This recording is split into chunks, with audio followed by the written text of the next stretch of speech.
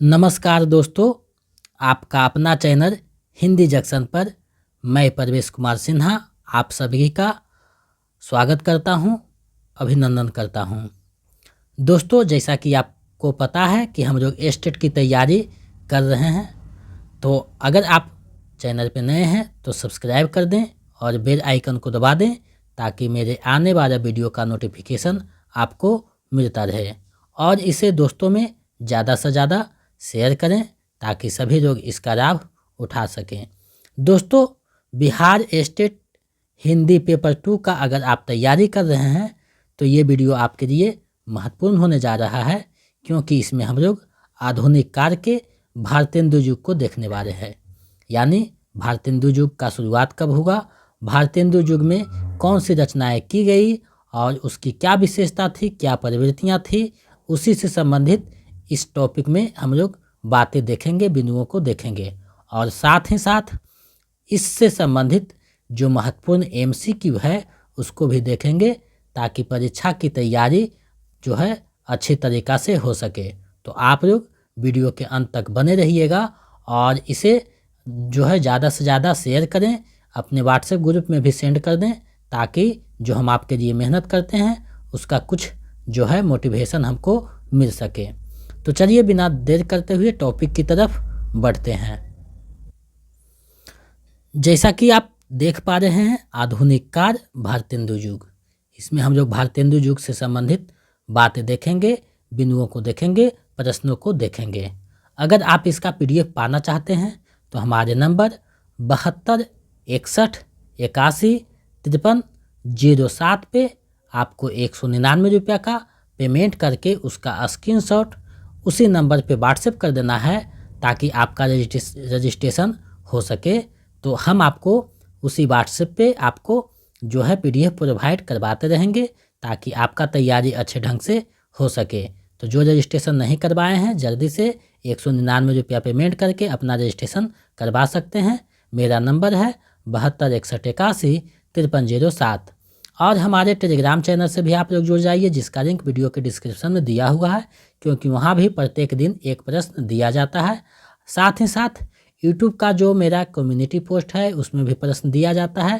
तो इन सारी चीज़ों को भी साथ साथ आप लोग देखते रहें ताकि आपका तैयारी अच्छे ढंग से हो सके। दोस्तों, जैसा कि आपको पता है भारतेंदु युग को इस वीडियो में हम लोग देखने वाले हैं, तो चलिए उसी को देखते हैं। आधुनिक काल का प्रथम भाग भारतेंदु युग के नाम से जाना जाता है। इसका समय सामान्यतः 1850 ईस्वी से 1900 ईस्वी तक माना जाता है। कुछ आलोचकों ने इसे पुनर्जागरण के नाम से भी संबोधित किया है। इस युग का नाम भारतेंदु हरिश्चंद्र के नाम पर पड़ा। नामकरण का आधार भारतेंदु हरिश्चंद्र का युग परिवर्तक व्यक्तित्व रहा। हिंदी में आधुनिकता और पुनर्जागरण के प्रवर्तक और पितामह भारतेंदु हरिश्चंद्र को माना जाता है। इस काल में नाटक, काव्य, निबंध आदि हिंदी की कई विधा की शुरुआत हुई और भाषा खरी बोली पर जोर दिया गया। यहाँ देखिए एक बात सामने निकल कर आई कि आधुनिक हिंदी का प्रवर्तक जो हैं, पितामह जो हैं, भारतेंदु हरिश्चंद्र को माना जाता है। तो यहाँ प्रश्न पूछा जा सकता है कि आधुनिक युग के प्रवर्तक कौन हैं, तो भारतेंदु हरिश्चंद्र हैं। आधुनिक युग के जनक कौन हैं, तो भारतेंदु हरिश्चंद्र हैं। आधुनिक युग के पितामह कौन हैं, तो भारतेंदु हरिश्चंद्र हैं। तो घुमाकर प्रश्न कई भी तरह से पूछा जा सकता है। तो आप लोग इसे जो है अच्छे से देखिए और समझिए। आगे बढ़ते हैं, कुछ बिंदु है उसको हम लोग देखते हैं। आचार्य रामचंद्र शुक्ल ने भारतेंदु हरिश्चंद्र के रचनाकार को दृष्टि में रखकर संवत 1925 से 1950 की अवधि को नई धारा यानी प्रथम उत्थान की संज्ञा दी है। अब देखिए संवत में रामचंद्र शुक्ल बात करते हैं तो संवत में 57 वर्ष घटा दीजिएगा तो ईस्वी आ जाएगा, ये आपको ध्यान में रखना है। और ईस्वी में 57 वर्ष जोड़ दीजिएगा तो संवत आ जाएगा। तो ये 57 जो शब्द है इसे याद रखना है और घटा बढ़ा सकते हैं। भारतेंदु युग के संदर्भ में रामस्वरूप चतुर्वेदी लिखते हैं कि पुनर्जागरण दो जातीय संस्कृतियों की टकराहट से उत्पन्न रचनात्मक ऊर्जा है। ये जो बातें हैं, कथन है, सीधा सीधी जो है प्रश्न में पूछा जा सकता है, तो आपको कथनों पे भी ध्यान देना होगा। भारतेंदु हरिश्चंद्र के साथ हिंदी को कई कवियों ने मिलकर गति प्रदान की जो भारतेंदु जी के साथ थे, इसीलिए भारतेंदु के उन कवियों को भारतेंदु मंडल का कवि कहा गया है। अब देखिए, भारतेंदु के साथ जो उनके साथ निभाने वाले थे उसे भारतेंदु मंडल का कवि कहा जाता है। भारतेंदु मंडल के रचना एवं रचनाकार इस प्रकार हैं। भारतेंदु मंडल के जो कवि हैं वो उसके रचना और रचनाकार इस प्रकार हैं। मैंने ये जो PDF तैयार किया है, ये जो नोट्स तैयार किया है, आपके एग्ज़ाम को दृष्टि में रखते हुए तैयार किया है और साथ ही साथ BPSC में जो प्रश्न पूछा जाता है उसको भी ध्यान में रखकर बनाया गया है, ताकि अभी से ही आपका BPSC का प्रिपरेशन साथ साथ होता चले और स्टेट में भी आपकी जो है संपूर्णता तैयारी हो सके। तो मैंने एग्ज़ाम ऑफ व्यू से इसे तैयार किया है ताकि आप लोग अच्छे से तैयारी कर सकें। मैंने इसे बहुत जो है महत्वपूर्ण बनाकर आपके समक्ष प्रस्तुत किया है, तो आप लोग इसे अच्छे से देखिए और वीडियो को ज़्यादा से ज़्यादा शेयर कीजिए।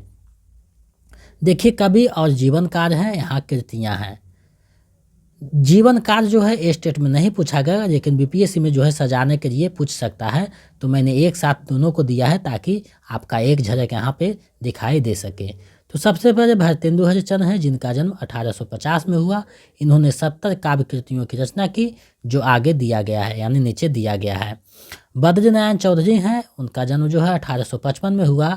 इनकी प्रमुख रचना है जीर्ण जनपद, आनंद अरुणोदय, हार्दिक हर्षादर्श, मयंक महिमा, अलौकिक लीला, वर्षा बिंदु, साहित्य लहरी और बिरचंद पंचक। प्रताप नारायण बिष्ट का जन्म जो है 1856 में हुआ था। इनकी रचना है प्रेम पुष्पावली, मन की लहर, लोकोक्ति शतक, तृप्त्यातम श्रृंगार, विलास हरगंगा आदि। उसके बाद जो है ठाकुर जगमोहन सिंह आते हैं, जिनका जन्म 1857 में हुआ था।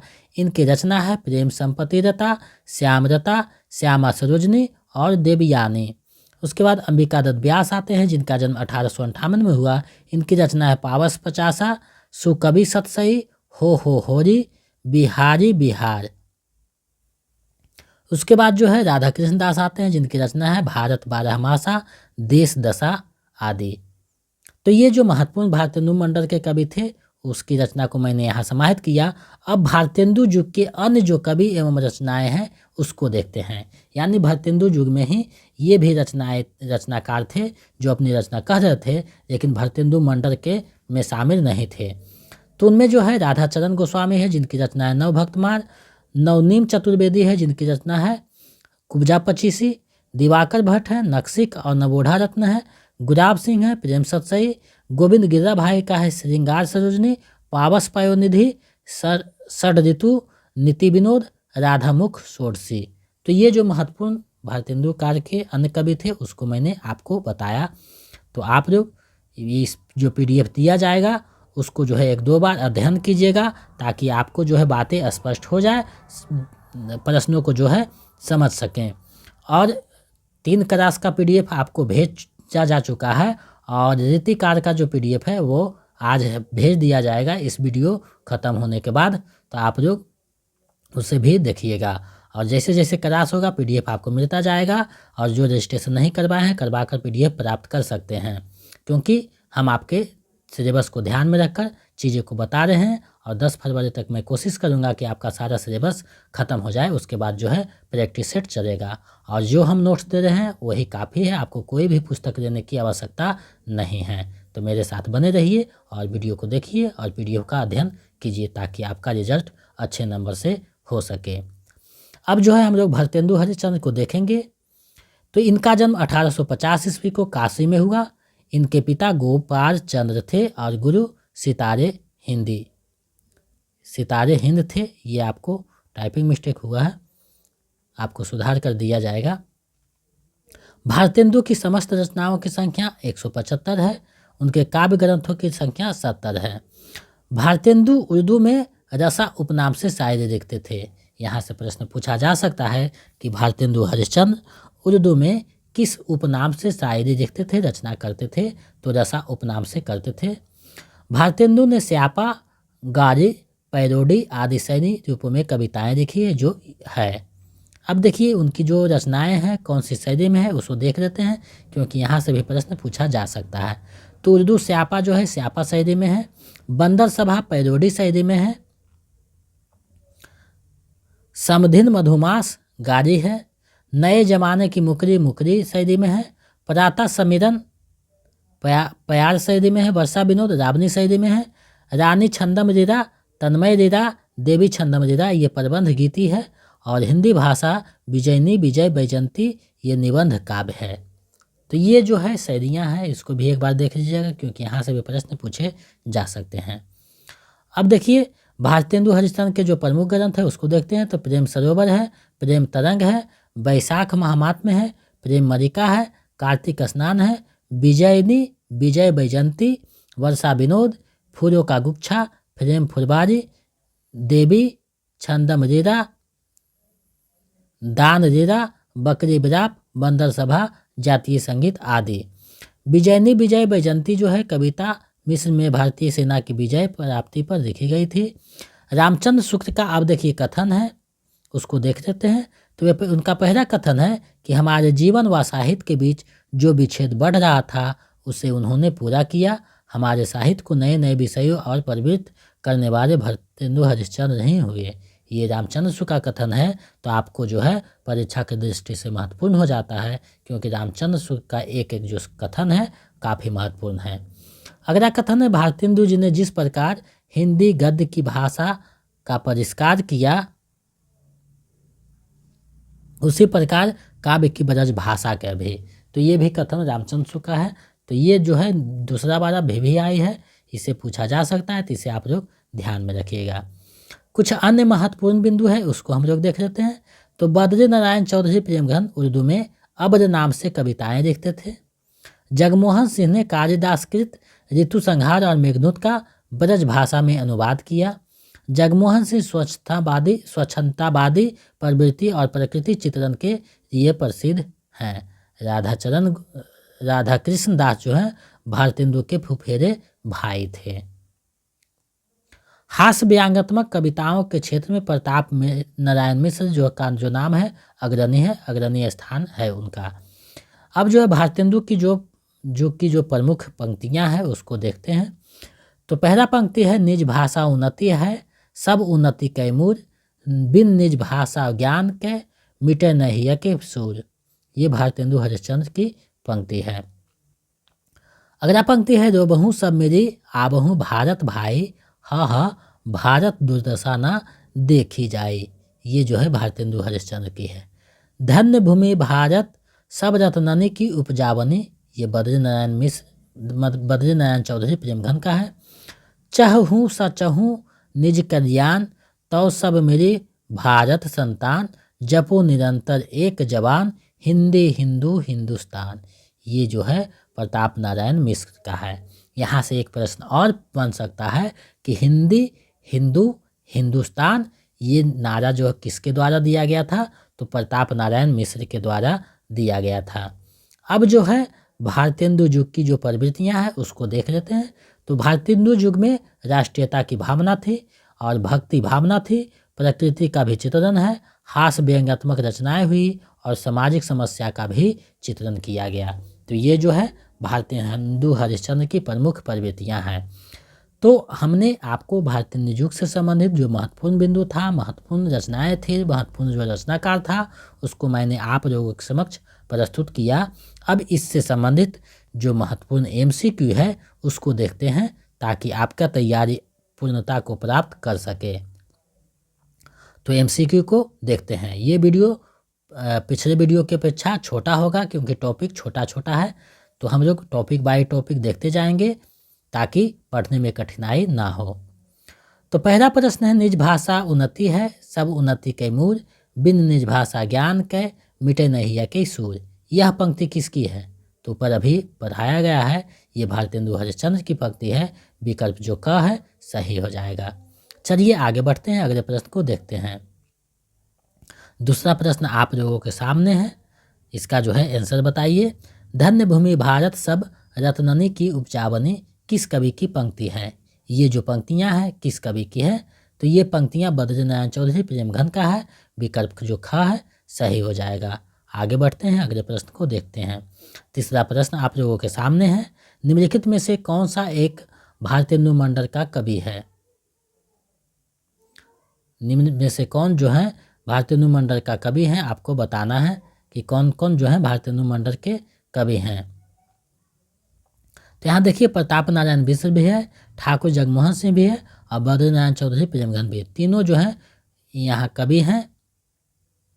तो इसका जो सही आंसर है विकल्प घ हो जाएगा। उपयुक्त में से सभी जो है भारतेंदु मंडल के कवि हैं। तो इसका जो सही आंसर है विकल्प घ हो जाएगा। और आप लोग ये 20 जो MCQ दिए जा रहे हैं उसमें आपका कितना सही होता है आपको बताना है, ताकि हम समझ सकें कि आपका तैयारी कैसा चल रहा है। कुब्जा पचीसी के रचनाकार कौन हैं? रचना है कुब्जा पचीसी, तो इसके रचनाकार कौन है आपको बताना है। ये रचना किसकी है? तो कुब्जा पचीसी जो है नवनीत चतुर्वेदी की रचना है। विकल्प ग सही हो जाएगा। आगे बढ़ते हैं, अगले प्रश्न को देखते हैं। पांचवा प्रश्न आप लोगों के सामने है। निम्नलिखित में से कौन सी रचना भारतेंदु हरिश्चंद्र की है? निम्नलिखित में से कौन सी रचना भारतेंदु हरिश्चंद्र की है? तो ऊपर आपको ये सारी रचना बताई गई है। प्रेम सरोवर भी है, प्रेम तरंग भी है और प्रेम फुलवारी भी है। तीनों की तीनों रचना जो है भारतेंदु हरिश्चंद्र का है। तो इसका जो सही आंसर है विकल्प घ हो जाएगा। आप लोगों का जो एग्ज़ाम है ऑनलाइन लिया जाएगा, तो आपको कंप्यूटर का भी थोड़ा सा अभ्यास कर लेनी चाहिए, ताकि आपको वहाँ प्रश्नों को बनाने में दिक्कत ना हो। और दूसरी एक बात है कि आप लोग जब एग्ज़ाम देने जाइएगा तो आराम से प्रश्नों को अच्छे से पढ़ना है, समझना है, उसके बाद जवाब देना है, ताकि आपका एक भी आंसर गलत ना हो और आप अच्छे से जो प्रश्न जानते हैं उसका आंसर करके आएँ। क्योंकि जल्दी जल्दी में आप लोग जानते हुए प्रश्नों को गलत करके आते हैं, तो आपको संभल कर जो है आंसर करना है। दूसरी बात है कि कंप्यूटर एग्ज़ाम में एक फ़ायदा है कि आप अगर किसी का आंसर बना दिए हैं तो बाद में सुधार भी सकते हैं। तो ये आपको प्लस पॉइंट है, तो अच्छे से समझ कर देखना है, बनाना है। छठा प्रश्न है। प्रताप नारायण मिश्र और बालकृष्ण भट्ट ने हिंदी गद्य साहित्य में वही काम किया जो अंग्रेजी में एडिसन और अस्टेड ने किया। यह विचार किसका है? ये जो विचार है किसका है आपको बताना है। तो ये जो विचार है रामचंद्र शुक्ल का विचार है। विकल्प जो ख है सही हो जाएगा। चलिए आगे बढ़ते हैं, अगले प्रश्न को देखते हैं। सातवां प्रश्न है। निम्नलिखित रचनाकारों को उनके जन्म वर्ष के अनुसार सही अनुक्रम है, यानी जन्म वर्ष के अनुसार जो है आपको सजाना है। तो इसको आप लोग सजाइए जन्म वर्ष के अनुसार। तो सबसे पहले जो है भारतेंदु हरिश्चंद्र आएंगे, उसके बाद बद्रीनारायण चौधरी प्रेमघन आएंगे, उसके बाद बालकृष्ण भट्ट है, उसके बाद राधा चरण गोस्वामी हैं। ऊपर में आपको बताया गया है कब किसका जन्म है, देख सकते हैं, आप वहाँ से अभ्यास कर सकते हैं। आठवां प्रश्न है। निम्नलिखित में से गोविंद गिरिरा भाई की रचना कौन सी है? निम्नलिखित में से गोविंद गिरिरा भाई की रचना कौन सी है आपको बताना है। तो आपको पता है श्रृंगार सरोजनी, पावस पायोनिधि और नीतिमिदोन, तीनों जो है इनकी रचनाएं हैं। तो इसका जो सही आंसर है उपयुक्त में से सभी हो जाएगा। विकल्प घ सही हो जाएगा। चलिए आगे बढ़ते हैं, अगले प्रश्न को देखते हैं। नौवां प्रश्न आप लोगों के सामने है। भारत 12 मासा किसकी रचना है? भारत 12 मासा किसकी रचना है?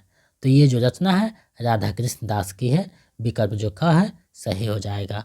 आगे बढ़ते हैं, अगले प्रश्न को देख लेते हैं। 10वां प्रश्न आप लोगों के सामने है। भारतेंदु हरिश्चंद्र का काव्य बंदर सभा किस शैली में लिखी गई है? भारतेंदु हरिश्चंद्र का जो काव्य है बंदर सभा, वो किस शैली में लिखी गई है? तो ये जो रचनाएं हैं पैरोडी शैली में लिखा गया है। विकल्प ग सही हो जाएगा। तो शैली से संबंधित भी प्रश्न पूछा जाएगा। अब यहाँ प्रश्न उठता है कि क्या भारतेंदु युग में नाटक नहीं लिखा गया?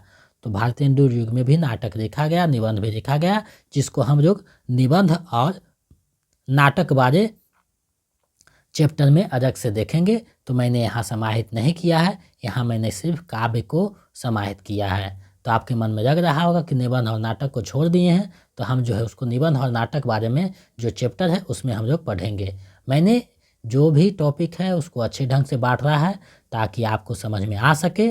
और दूसरी बात है, मैं जो है एग्ज़ाम को देखते हुए ये चीज़ों को तैयार किया हूँ। तो कौन सा टॉपिक में क्या रहना चाहिए ये सोच समझ कर मैं उसका डिवाइड किया हूँ। तो आपको चिंता करने की बात नहीं है, क्योंकि हम लोग गागर में सागर भरने का काम करेंगे। चीज़ें को जो है महत्वपूर्ण चीज़ें हैं उसको देखेंगे, और जो चीज़ें छूट भी जाएगी तो उसको प्रैक्टिस सेट में हम लोग समाहित कर देंगे।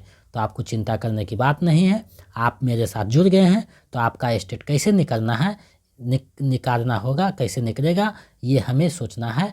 आप मेरा साथ दीजिए, मेरे साथ बने रहिए और नोट्स को पढ़िए, रिवीजन कीजिए, ताकि जो है आपका अच्छे से स्टेट रिजल्ट हो सके। मैं जो है आपको मटेरियल उपलब्ध करवाऊंगा और आपको पढ़ना है। चलिए अगले प्रश्न को देखते हैं। हिंदी साहित्य में आधुनिक चेतना के प्रणेता प्रथम साहित्यकार कौन हैं? यानी हिंदी साहित्य में आधुनिक चेतना के जो प्रणेता थे, प्रथम साहित्यकार कौन है, आपको बताना है। तो आधुनिक हिंदी में जो चेतना है, रचनाएं हैं, सबसे पहले भारतेंदु हरिश्चंद्र ने किया था। विकल्प ग सही हो जाएगा। चलिए आगे बढ़ते हैं, अगले प्रश्न को देखते हैं। 12वां प्रश्न है, हिंदी पुनर्जागरणकार किसे कहा जाता है?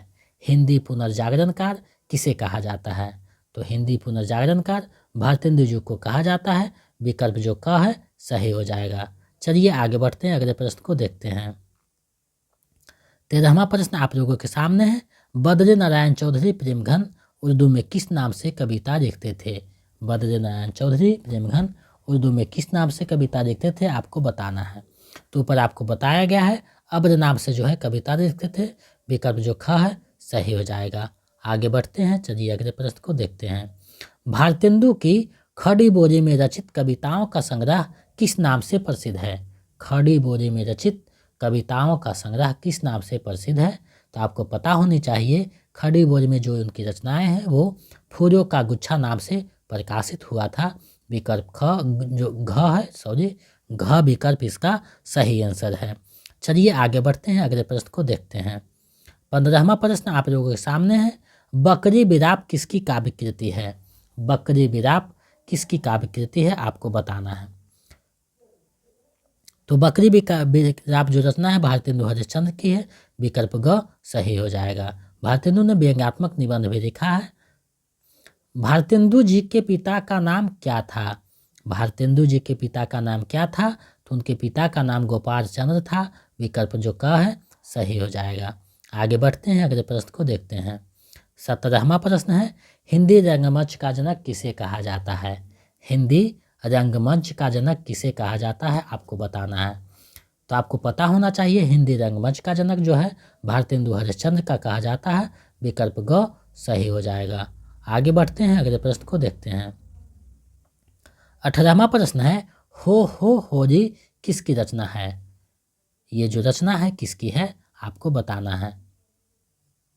तो ये जो रचना है अंबिका दत्त व्यास का है। विकल्प घ सही हो जाएगा। आगे बढ़ते हैं, अगले प्रश्न को देखते हैं।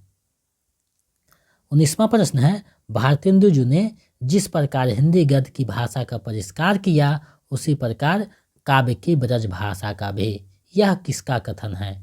ये जो कथन है किस आलोचक का है, आपको बतानी है। तो ये जो कथन है रामचंद्र का कथन है। विकल्प जो ख है सही हो जाएगा। चलिए इस वीडियो का अंतिम और 20वां प्रश्न देखते हैं। नौ भक्तमार किसकी रचना है? नौ भक्तमार किसकी रचना है, आपको बतानी है। तो नौ भक्तमार जो रचना है राधाचरण गोस्वामी का है। विकल्प का सही हो जाएगा। तो मैंने आप लोगों को इस वीडियो में भारतेंदु युग से संबंधित महत्वपूर्ण बिंदु, महत्वपूर्ण रचना और जो महत्वपूर्ण पंक्तियाँ थी उसको आप लोगों के समक्ष प्रस्तुत किया। तो हमें आशा ही नहीं पूर्ण विश्वास है कि आपकी तैयारी में महत्वपूर्ण भूमिका निभाएगी। तो आप लोग इसे अच्छे से देखिए और दोस्तों में भी शेयर कीजिए, ताकि सभी लोग इसका लाभ उठा सकें। और इसका PDF पाना चाहते हैं तो हमारे नंबर पे आपको 199 रुपया भेजना है। हमारा नंबर है 72 61 81 53 07। इस पे आप लोग पेमेंट करके जो है उसका स्क्रीनशॉट लेकर हमारे इसी नंबर पे व्हाट्सएप कर दीजिएगा। तो हम इधर से आपको PDF प्रोवाइड करवा देंगे, ताकि आप लोगों का तैयारी अच्छे ढंग से हो सके। तो जो रजिस्ट्रेशन नहीं करवाए हैं जल्दी से करवा दें, क्योंकि धीरे धीरे क्लास जब आगे निकल जाएगा तो एक बार आपको पढ़ने में बहुत कठिनाई होगी। तो मेरा नोट्स अभी से ही प्राप्त करते धीरे धीरे पढ़िएगा, तो आपको चीज़ें समझने में और पढ़ने में बहुत मज़ा आएगा। और एक बार अगर पढ़िएगा तो आपको जो है बोझिल समझ में आएगा। तो धीरे धीरे चीज़ों को ग्रहण कीजिए ताकि दिमाग में बैठ सके। और वीडियो को ज़्यादा से ज़्यादा शेयर कीजिए, लाइक कीजिए, कमेंट कीजिए और इसे जो है दोस्तों में ग्रुप में जो है व्हाट्सएप उसमें सेंड कीजिए। और चैनल पे अगर नहीं आए हैं तो चैनल को सब्सक्राइब कर दें और बेल आइकन को दबा दें ताकि मेरे आने वाला वीडियो का नोटिफिकेशन मिलता रहे।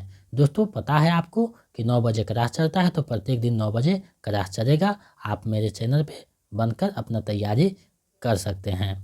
पेपर 1 का जो तैयारी है वो 10 दिन के बाद यानी 25 तारीख तक हो सकता है शुरुआत हो। 20 से 25 तारीख के बीच जो है पेपर 1 का जो क्लास शुरुआत होगा। तो आप जो उसमें जो तैयारी करना चाहते हैं वे जुड़ जाइएगा, उसकी सूचना आपको दे दी जाएगी। और बीपीएससी का जो क्लास है वो हो सकता है फरवरी में संडे को संडे उसका प्रैक्टिस सेट चले। तो आप जो बीपीएससी 3 का तैयारी करना चाहते हैं वो वहाँ से प्रैक्टिस सेट देख सकते हैं। तो ठीक है, मिलते हैं एक नए वीडियो में। मेरे वीडियो को देखते रहिए और नोट्स को अध्ययन करते रहिए। तो बहुत बहुत धन्यवाद मेरे साथ बने रहने के लिए। और कमेंट करके आप बताइए कि आपका कितना एमसीक्यू सही हुआ है। तो मिलते हैं एक नए वीडियो में। बहुत बहुत धन्यवाद।